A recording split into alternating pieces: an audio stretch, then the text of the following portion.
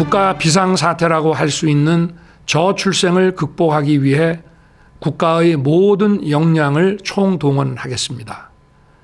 출산휴가와 육아휴직을 더 자유롭고 충분하게 쓸 수 있도록 하고 이에 따른 기업의 부담은 정부가 확실히 지원하겠습니다. 시차 출퇴근, 근무시간 선택제 등 육아기 유연 근무를 제도화해서 일과 육아의 양립 환경을 든든하게 조성하겠습니다. 또한 우리 아이들이 유치원과 어린이집을 가기 위해 기다리는 일이 없도록 하겠습니다.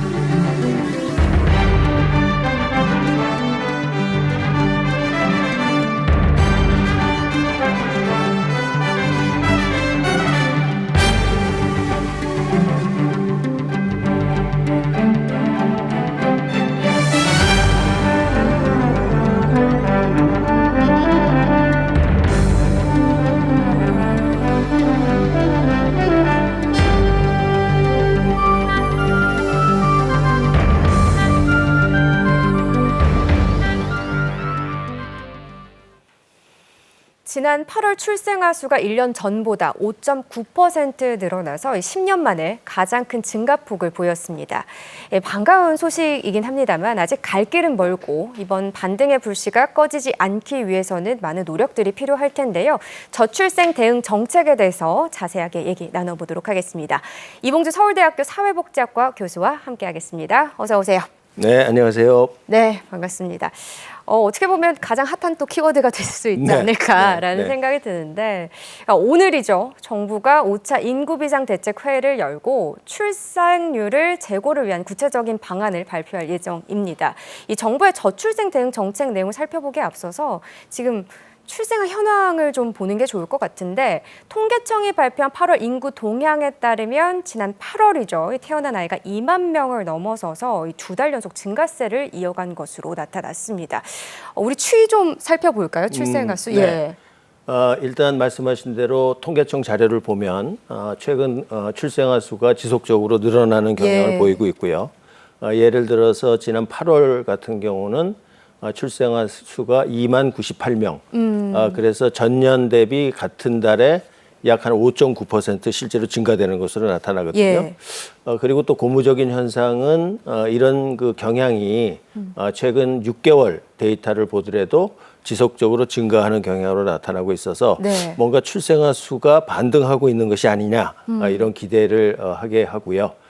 또 그와 더불어서 또 하나의 긍정적인 사실은 혼인 건수가 늘어나고 있다는 겁니다. 그래서 그 지난 8월에 혼인 건수가 약 1만 8천 건. 그래서 이걸 또 작년하고 비교를 하면 같은 기간 대비해서 무려 20%가 증가한 것으로 나타나는 거 있거든요. 그러니까 이런 것은 어떻게 생각하면 이제 코로나 이후에 혼인 건수가 지속적으로 늘고 있고 늘어나는 혼인 건수가 출생아 수와 또 연관돼서 같이 동반 상승하는 것이 아니냐 이런 기대를 할 수 있게 하는 것이죠. 말씀해 주셨는데 실제로 제 주변에서 이제 결혼 준비하는 친구들 얘기 들어보면 정말 식장이 없다고 하더라고요. 그렇죠. 네. 그래서 이제 그 혼인 건수도 늘고 있고 또 그 하나의 또 다른 현상은 사실 코로나19 사태 동안에 식장이 또 많이 줄었고 그래서 이제 수요는 느는데 공급은 또 줄고 이런 문제도 있는 거는 같습니다. 하지만 확실한 사항은 혼인 건수는 계속 늘어나는 경향을 보이고 그와 같이 출생아 수도 동반 상승하는 경향을 적어도 최근 데이터는 보여주고 있다. 이게 중요한 점이 되겠죠. 그러네요. 어쨌든 뭐 결혼을 해야 출생에 대한 부분도 이제 생각을 해볼 수 있는 거니까 반가운 소식임은 틀림없는 것 같습니다. 정부가 그동안 다양한 저출생 관련 대책들을 내놓았습니다. 특히 지난 6월엔 저출생 추세 반전을 위한 대책을 발표하기도 했었는데요. 최근 이 2달 연속 출생아 수가 증가한 배경을 두고 그동안 정부가 시행한 저출생 대책 그리고 뭐 정책 지원이 효과를 본 것이다. 이런 해석들이 있는데요. 이 최근에 2달 연속 출생아 수가 증가한 배경이라고 한다면 뭐라고 좀 보고 계세요? 물론 이제 최근 2달의 그 데이터를 가지고 우리가 얘기를 하는 것이기 때문에 좀 조심스러운 입장에서는 물론 좀 장기적인 추세를 앞으로 볼 필요가 있을 것 같습니다. 하지만 그동안 정부가 지속적으로 저출생 대책을 펼쳐왔기 때문에 그런 대책이 이제 효과를 보이기 시작한 것이 아닌가 이런 어떤 이 긍정적인 예. 생각을 또 할 수도 있을 것 같습니다. 그동안 이제 정부의 대책을 살펴보면 주로 출산이라든지 육아의 부담이나 비용을 줄이는 이런 대책을 지속적으로 펼쳐왔고요. 예. 아마 이런 정책들이 이제 자리를 이제 잡아가면서 드디어 효과를 내는 것이 아닌가 이런 이제 기대를 해볼 수 있을 것 같습니다. 지난 6월에 발표된 정책의 3대 핵심 분야가 살펴보면 첫 번째로 중요한 것은 일가족 양립, 그다음에 역시 이제 양육 지원, 그리고 주거 지원 정책인데요. 이런 정책들이 실제로 출산, 그리고 자녀 양육에 대한 부담이나 비용을 줄이게 되면서 뭔가 국민들의 체감 효과를 좀 높이는 네. 이런 효과를 가져온 것이 아닌가 이렇게 생각이 들고 또 이런 정책들이 어떻게 생각하면 정책 그 자체의 효과도 있겠습니다만 이런 정책을 강력히 펼쳐간다는 어떤 정부의 의지가 정책적 메시지로 그쵸. 국민들에게 전달됨으로써 예. 인식의 개선이라든지 전체적인 분위기를 좀 반전시키는 또 이런 효과도 있을 것 같습니다. 특히 최근에 크게 확대된 휴가라든지 육아휴직제도 그리고 중요하게는 신생아를 대상으로 하는 주택특별공급제도 같은 것은 실제로 국민들의 체감 효과를 상당히 높이는데 큰 작용을 했다고 생각을 합니다. 네, 네. 그 부분에 대해서는 뭐 저도 공감을 하는 부분인데, 근데 또 이게 어떻게 보면 사회적 인식이 개선된 경우 좀 변화됐다고 표현하는 게 맞을 것 같은데, 네. 우리가 소위 말하는 이 MZ 세대 젊은 층의 결혼에 대한 인식이 참 많이 바뀌었잖아요. 네. 그렇다 보니 이 제도에 대한 체감도도 어떻게 보면 좀 다르게 해석이 될 수도 있을 것 같은데, 네. 그런 부분들을 좀 정부에서 많이 반영을 하려고 그 의지를 보이고 있다고 보십니까? 제 생각에는 그 많이 반영하려는 의지를 보이고 있다고 생각을 합니다. 특히 이제 청년 세대를 대상으로 한 이런 주택 공급 정책이라든지 예. 또 노동 시장에서의 어떤 개혁이라든지 이런 것들은 사실 그 MZ 세대, 청년 세대 분들에게 예. 미래에 대한 어떤 희망을 주고 그런 미래에 대한 희망이 가족을 꾸리고 가족을 갖겠다는 어떤 생각을 하게 하는 인식의 전환 이런 거로 연결되는 어떻게 생각하면 선순환 고리를 정부에서 만들려고 노력을 하고 있고 소망컨대는 예. 그런 노력이 지금 우리가 보는 데이터와 같이 조금 현실로 가시화되는 것이 아닌가 이런 생각을 해볼 수도 있을 것 같습니다. 그러네요. 결국은 체감 부분에 대한 게 굉장히 그렇습니다. 중요한 네. 거니까요. 예. 얼마 전에 유해미 대통령실 저출생 대응 수석이 한 방송에 출연해서 출생아 수가 2달 연속으로 전년 동월 대비 증가세를 보인 것에 대해서 저출생 반전의 신호가 보이기 시작했다. 이 저출생아 수가 저점을 찍고 이제 증가율이 반등하고 있는 것 아닌가, 이제 희망적으로 좀 보고 있다, 이런 얘기들을 했습니다. 이게 이 얘기가 나온 것처럼 저출생 반전 신호로 봐도 될까요? 일단은 긍정적 신호로 봐도 될 것 같습니다. 예. 하지만 역시 좀 조심스러운 입장을 취한다면 예. 이런 단기적인 변화에 사실 우리가 너무 일희일비하거나 민감하게 반응하기보다는 네. 확실한 정책적 의지를 가지고 정책을 꾸준히 펼쳐가는 게 무엇보다 중요할 것 같고요.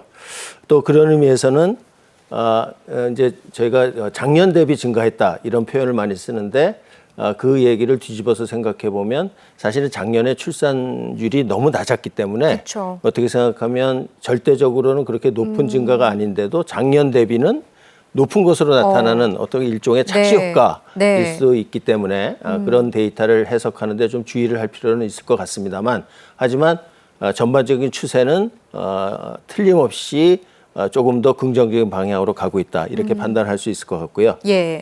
특히 우리가 주의 깊게 봐야 되는 것은 말씀드린 바와 같이 혼인 건수가 증가하고 있고 그 혼인 건수의 증가가 출산율의 증가로 이어지고 있다면 이것은 어떻게 생각하면 상당히 그 장기적인 효과를 기대할 수 있는 이런 변화라고 보이고 그렇기 때문에 꾸준한 정책 노력이 무엇보다 중요하고 특히 청년 세대 분들에게 미래에 대한 희망 그리고 노동시장의 문제 그리고 경제적인 취업의 문제 이런 어떤 거시적인 문제를 장기적인 차원에서 해결함으로써 이 저출생 문제를 극복하는 방안을 적극적으로 탐구할 필요가 있습니다. 네, 어쨌든 뭐 계속 저희가 정책 얘기할 때마다 나오는 얘기지만 지속 가능하게 만드는 맞습니다. 네, 꾸준한 정책 네. 이런 것들이 참 중요한 키워드가 되는 것 같습니다. 정부가 뭐 출산율 상승세를 이어가기 위해서 저출생 대응을 이제 국정 최우선으로 삼고 있는 가운데 27일 유혜미 저출생 대응 수석이 이제 저출생 지원 정책들을 또 발표를 했습니다. 내놓은 정책들 하나씩 좀 살펴보면 좋을 것 같은데요. 우선 정부가 유사산에 따른 휴가를 확대하고 또 관련 제도를 신설할 것이다 이렇게 얘기를 했고요. 또 앞으로 어떻게 추진이 되고 이게 출산율 증가와 유산 감소에 얼마나 또 도움이 될 수 있을지 이 부분이 궁금합니다. 네, 사실은 이제 이 부분은 최근 데이터를 좀 우리가 볼 필요가 있는데요. 사실 그 최근 데이터를 보면 유사산율이 꾸준히 증가하고 있는 것이 사실입니다.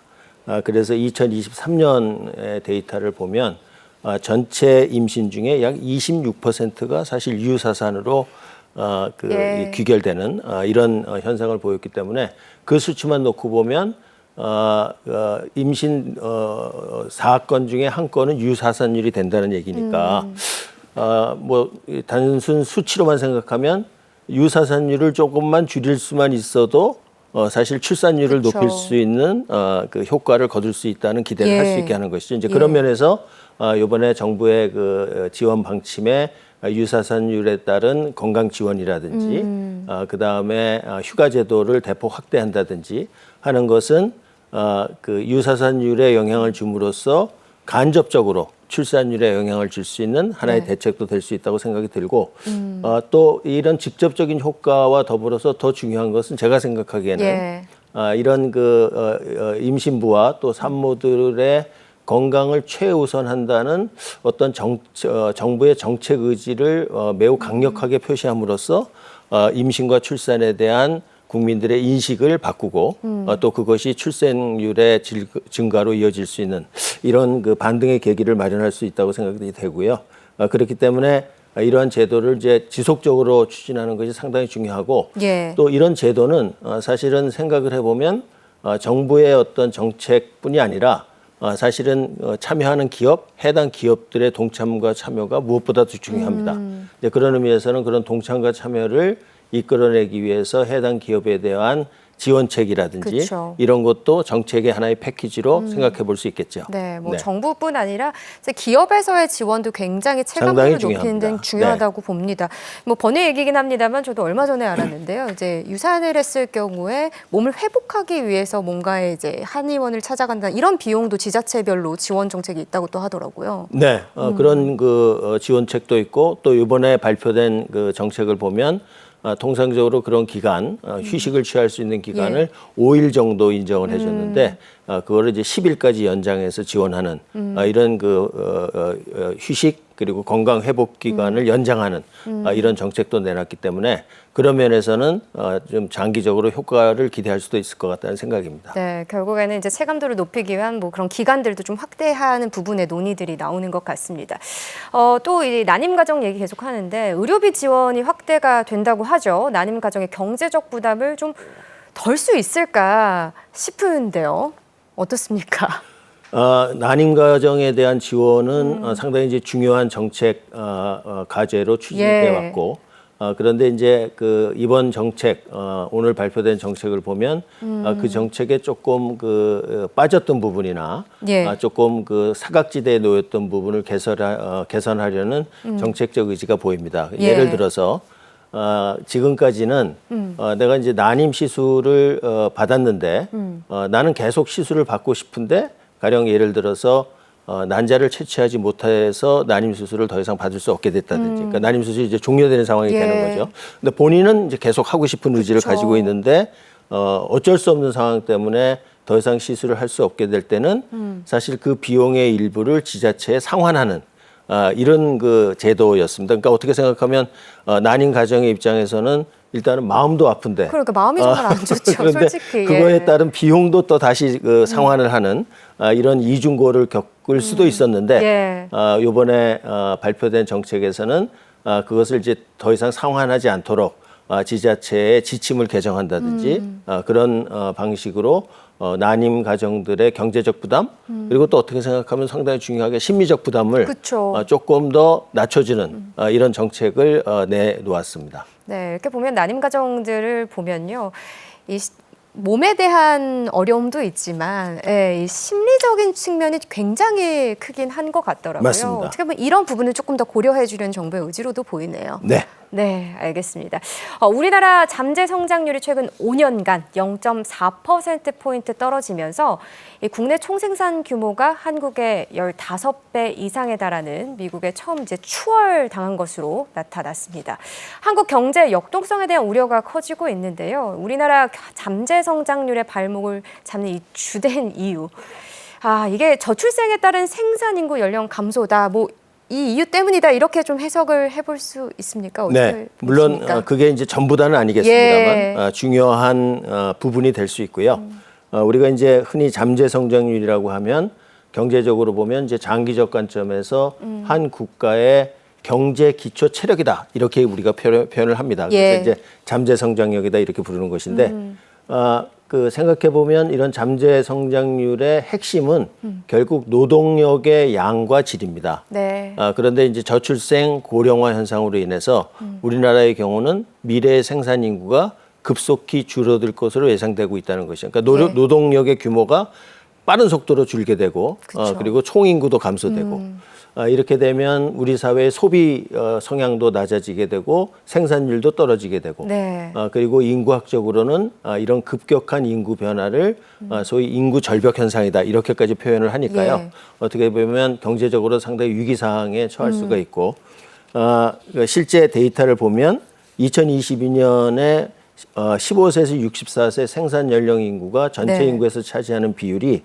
약 71%였는데 이것이 2072년이 되면 50% 미만으로 떨어집니다. 그러니까 전체 인구 중에서 생산을 할 수 있는 인구의 비중이 이 정도로 떨어진다는 얘기는 어떻게 보면 경제 성장의 동력이나 추진 세력이 상당히 약화될 가능성도 있다. 그리고 그것이 말씀하신 대로 잠재 성장률의 둔화, 저하로 나타날 수 있다는 그 예측을 가능하게 하는 대목이죠.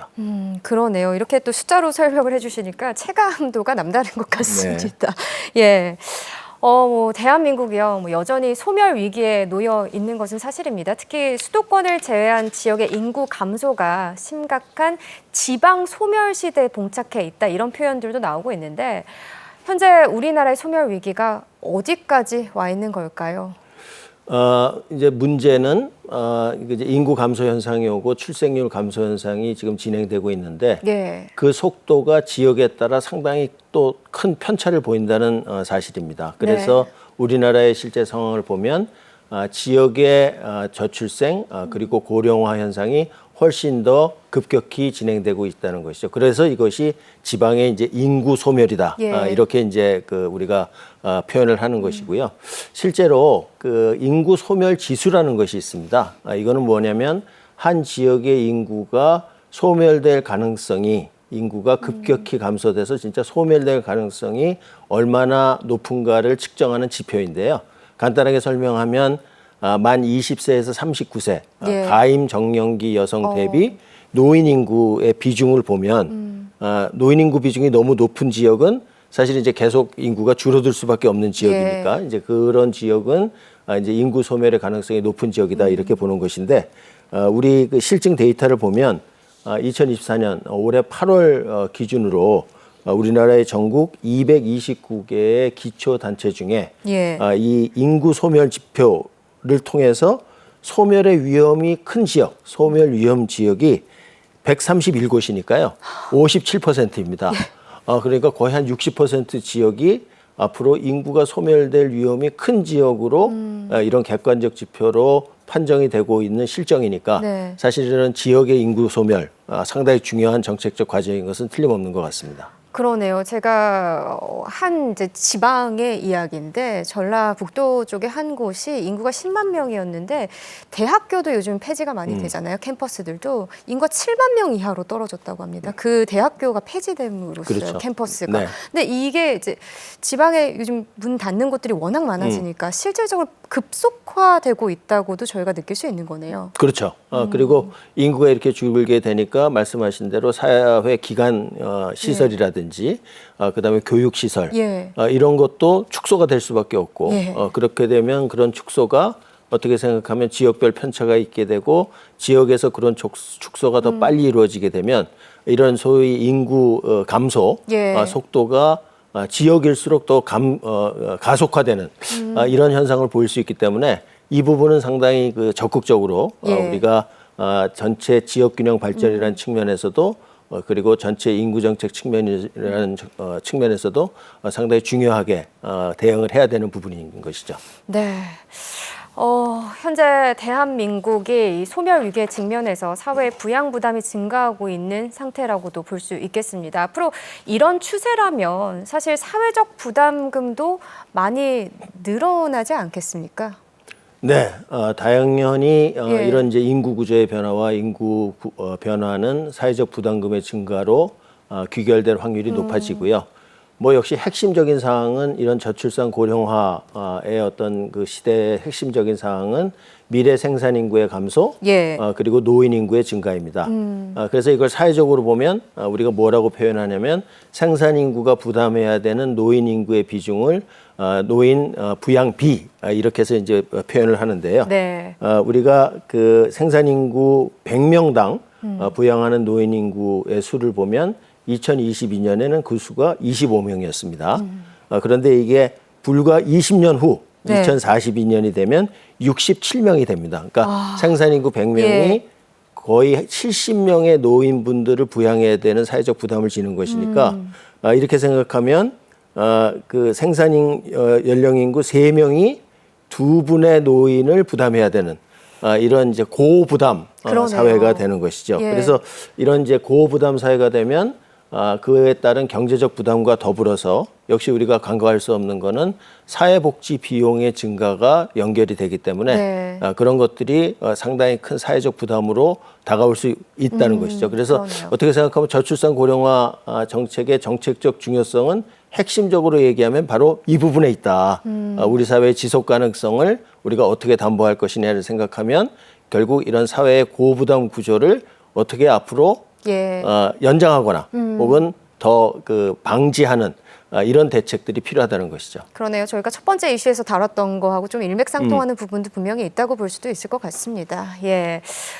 정부가 또 내년 출범을 목표로 인구전략기획부 신설에 박차를 가하고 있습니다. 부총리급 인구전략기획부가 첫 발을 좀 내딛기 위해서는 야당의 협조가 필요하다 이렇게 또 얘기들이 나오고 있는데 늦어도 12월에는 법안 통과가 되어야 한다는데요. 이게 좀 문제없이 잘 될 수 있을까요? 네, 일단 현황을 이제 짚어보면 그동안 인구 정책의 어떤 대표적인 문제 예. 중에 하나로는 이 정책이 뭔가 통합성이 결여된 채로 각 부처별로 산발적으로 진행되다 보니까 어떤 통합적인 시너지 효과를 거두기가 어렵고 또 이것이 어떤 강력한 추진 주체가 없다 네. 보니까 동력을 얻기가 힘들어서 이제 인구부 같은 부처를 만들어서 어떻게 생각하면 인구 정책의 이제 컨트롤 타워 역할을 하는 것인데 그렇게 생각하면 이런 부처의 필요성은 뭐 거의 모든 사람들이 공감하는 것이다 이렇게 생각이 듭니다. 그래서 뭐 앞으로 남은 기간 동안에 정부와 국회가 협조와 협력을 통해서 이런 인구부 신설 법안 이런 것들을 너무 때늦지 않게 네. 잘 통과를 해서 실제로 우리나라의 인구 정책이 보다 통합적이고 체계적으로 추진될 수 있는 계기를 마련해 주시리라 저는 믿습니다. 그러네요. 이제 좋은 타이밍이라는 게 네, 중요한 맞습니다. 거기도 하니까요. 네, 네. 어쨌든 뭐 이런 대책들을 정부에서도 의지를 보이고 하는 거는 뭐 일희일비하지 말아야 한다 말씀해 주셨지만 단기적인 게 아니라 중장기, 장기적인 대책을 위해서 저희가 또 이렇게 얘기를 하는 거니까요. 그런 네. 말씀을 좀 주신 것 같습니다. 오늘 여러 얘기 들어봤습니다. 이봉주 서울대학교 사회복지학과 교수님 오늘 고맙습니다. 네, 감사합니다.